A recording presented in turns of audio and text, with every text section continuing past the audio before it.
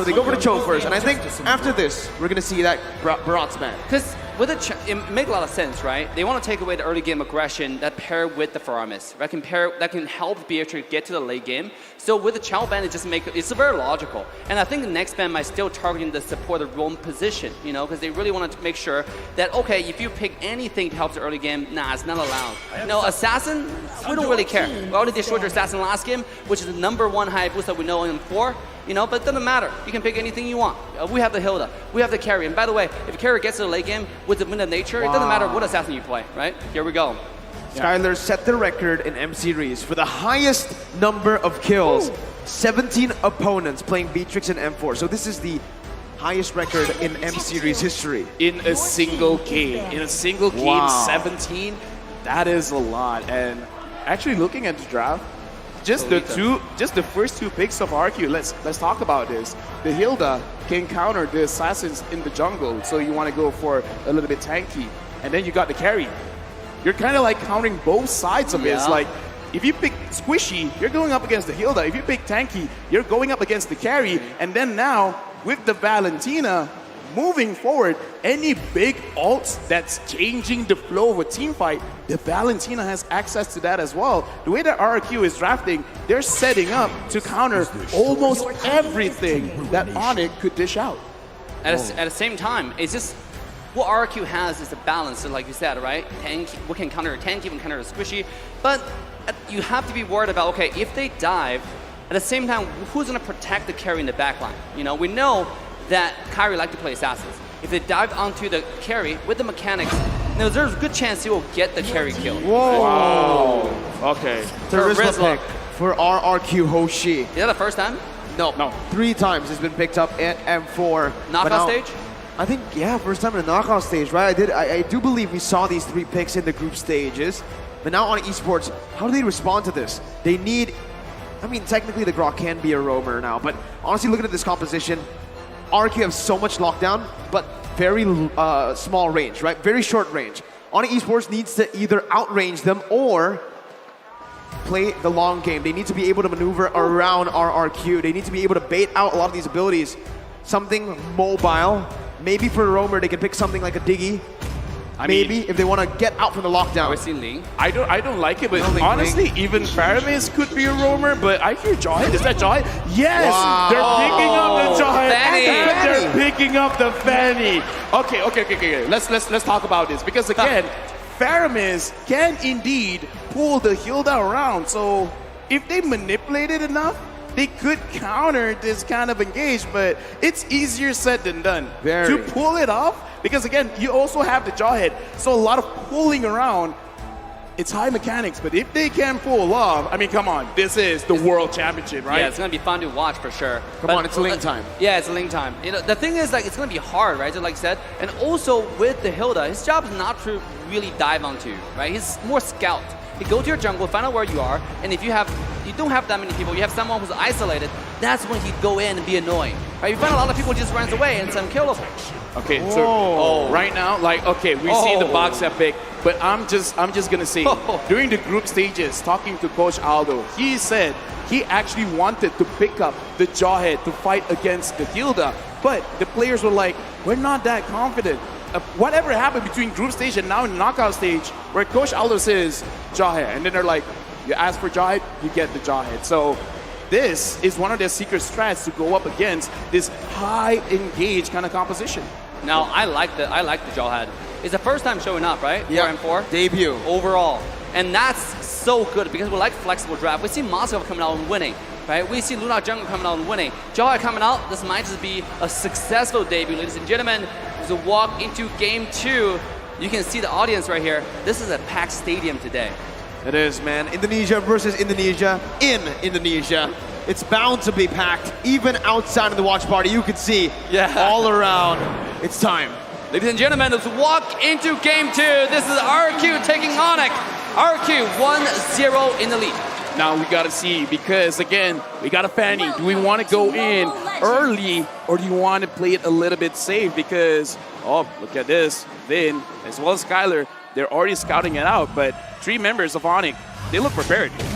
very, very prepared, right? Oh my god. CW. They instead actually go to the gold lane. CW with low HP. Pops in that regeneration, but he's only gonna get all the way to a quarter.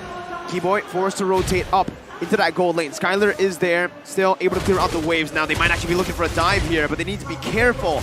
Level 1, Keyboy just helping CW out. CW gets out, recalls away, shows respect. Oh my god, what aggressive early game from RQ already. Just, you have the Fanny, okay?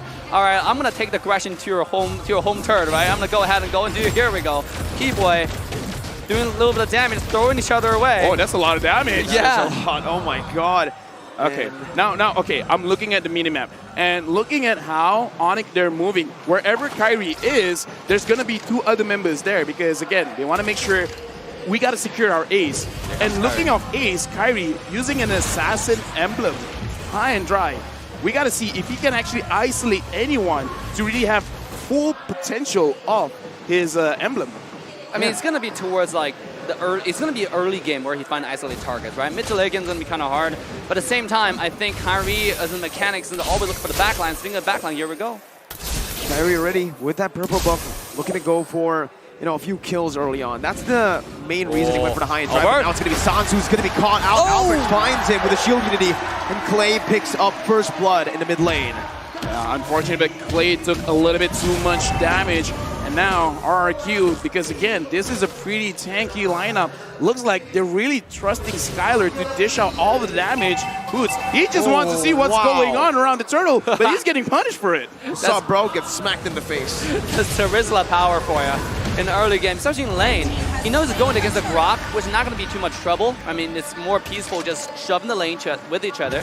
But Terizla is a tank killer in a lot of ways, right? Because he's really good against clumsy fighters like Grok inside lane. Yeah, speaking of which, he even have a Fury Hammer, so a lot of penetration there already. And speaking of penetration, RQ is penetrating Kyrie's jungle. Oh, Kyrie didn't get it. He goes in for the cables there, is able to maneuver out. Sans with the Cold Altar just to provide a little bit more safety for his jungler.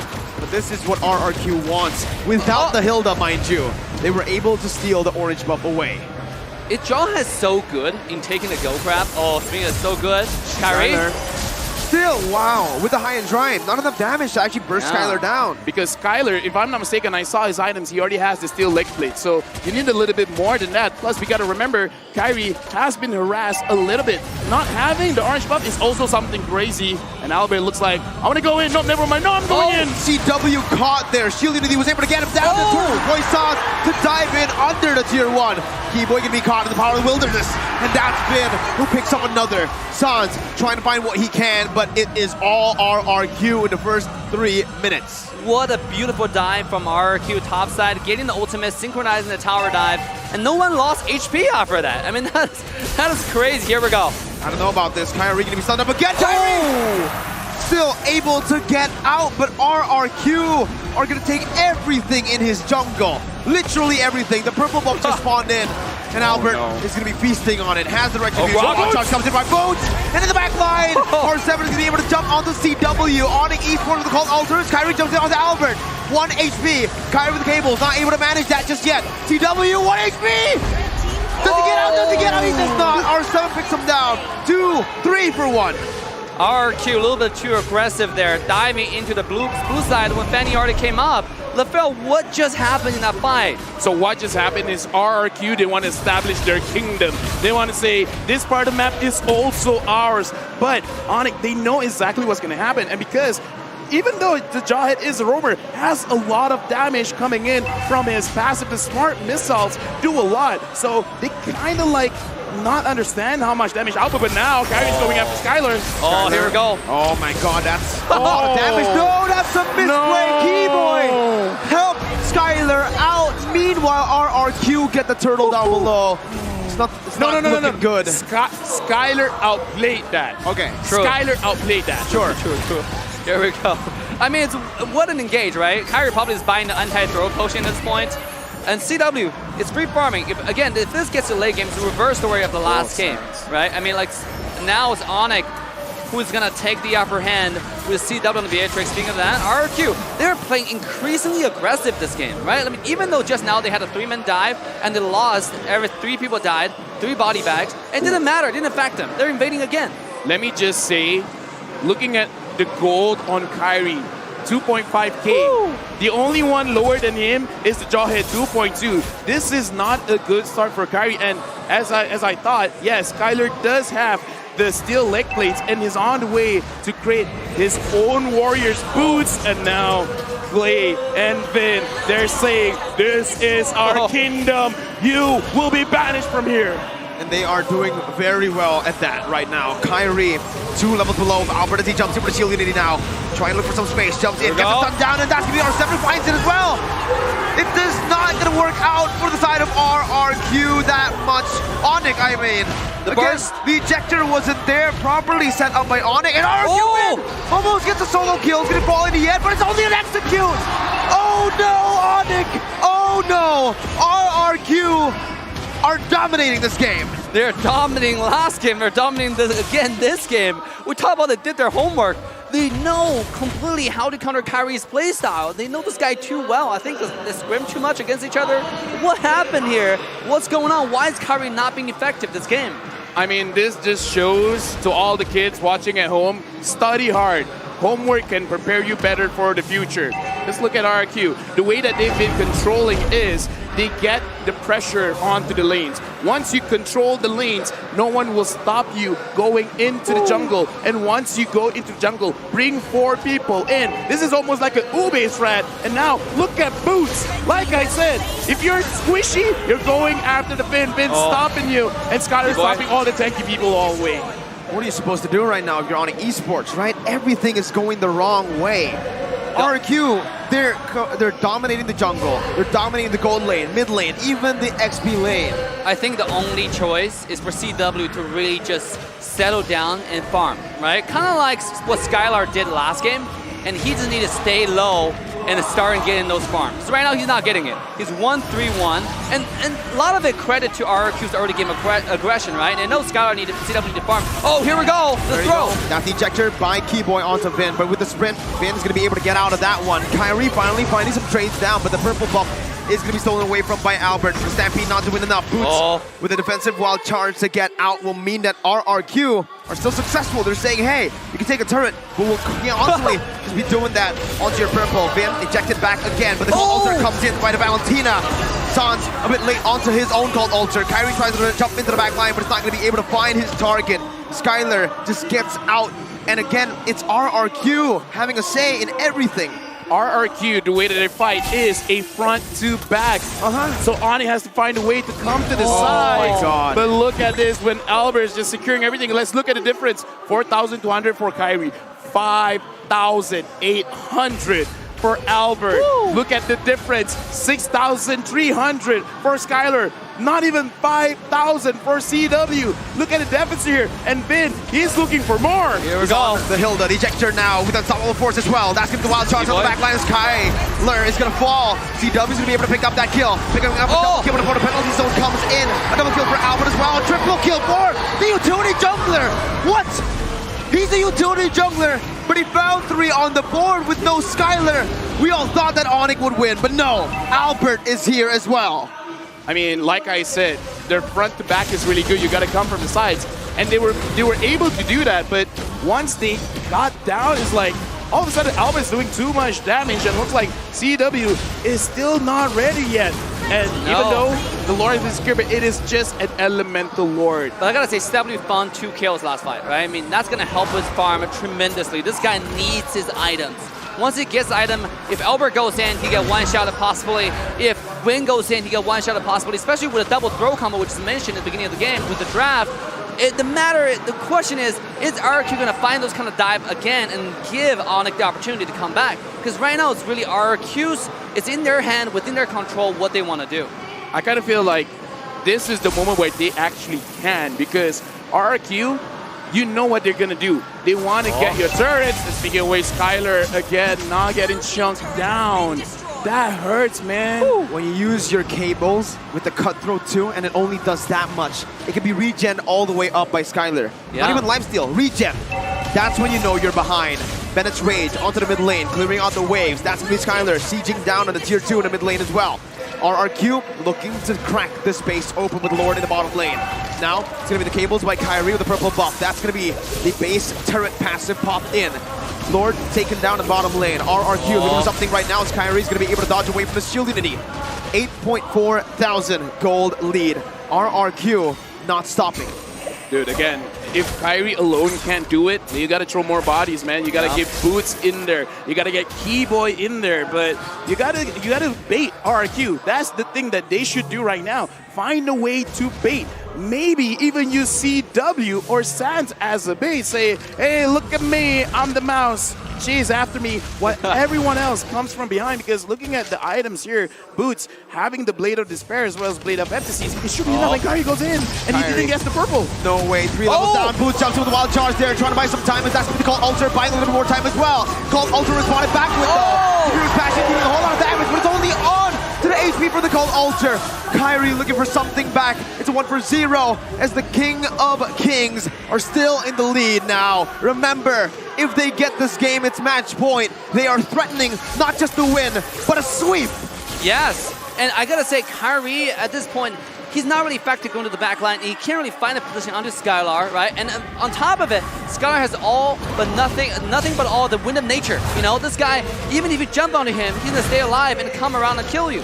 So at this point, I think Kyrie might just be a bait. You know, he goes in, bait out the skills, and maybe go split push like what he's doing on the top side right now.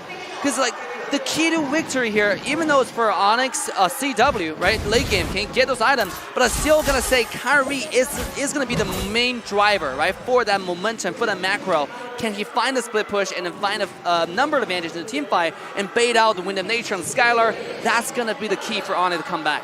Right now, you got to use the game mechanics against your opponents, because around 20 minutes, if they can, you know, survive that long and you get kills, it's going to take a while for people to respond, about a minute, 60 seconds, 70 seconds. So if Onic, they can hold on up until that point and catch RQ slipping and get those kills, there is an opportunity. But with 10,000 goal lead, with RQ playing like this, I don't know, man. R7 is not going to fall here. He has the penalty zone. He jumps in on the CW. Kyrie jumps in as well with cables, but he will not be able to find the damage enough. It is not. R7 flickers out, dealing a whole lot of damage before he does so. And the Enhanced Lord is going to be marching down. That's the purple buff stolen away again. Kyrie, no purple buff. Only onto the bottom lane now, looking for just a cut in the waves, but look at who's here. R7 is here. No purple buff. Kyrie, has he been more than he could chew? He can still recall away. RQ did not decide to chase him down. RQ just ignores him, right? Knowing that there's no way we can chase this guy. So let's ignore him, push the bottom tower. Lord's about to charge. Bennett's Rage clearing it out. A good job by Onic Esports at micromanaging the waves, but still, they are 11,000 gold behind. Kyrie looking for damage, but at this point, it is non-existent. Sans has the Cult Ultra, Breach has the Wild Charge. That is the play that they need to make if they want to come back. As RQ looks for more on the board, that's gonna be the wall, canceling Kyrie out, mid finds the kill onto Kyrie. R7 in the back line right now, the Wild Charge is able to connect onto 3, but the Cult Ultra is placed down by Sans. It's another Cult Ultra by Clay, as he jumps in onto Sans. That's the passive from the carry, not dealing enough to take him down, but RRQ have cracked the base turret open. Dude, I was just about to say Kyrie was baiting out the skills, baiting out the ultimate from Wind, and next thing we know, he come back in. That was CC chain, yeah, boink, he was down. I mean, what does Onic need to do, LaFell? With the penalty zone of his life onto 3. Skylar with the killing spree now with a double. CW's been flickered onto. Clay jumps in, he's so low. Kyrie with the defense side down, but with the base open, R7 and Albert takes it down to secure match point for the King of Kings. 12,000 gold lead. If you want to win, it's enough to win, but no, they're sending a message. You're in our kingdom now. 12,000 gold lead. You lose lane, you lose jungle, you lose your buff, you lose another game. Match point for RQ. I love how RQ played this game. They put a pedal to the metal. Their aggression never stopped from beginning to end. There was no chance for CW to farm, right? And no chance for Kyrie to actually show up because there was so much aggression. He'll find exactly where you are. He pressures CW's lane. And from that point on, it's all over for Onic Esports. You can see it in the game. They took enemy territory. They said it is our kingdom now. And even here in Tennis Indoor, the RRQ kingdom runs wild.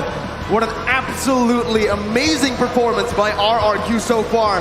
2-0, but it's not over yet. Hey, if RRQ wins another game, they just gotta go for Echo now. And if they are able to take down Echo once again, they go to the grand finals. Like, this is the closest that they've gotten ever since M1 of actually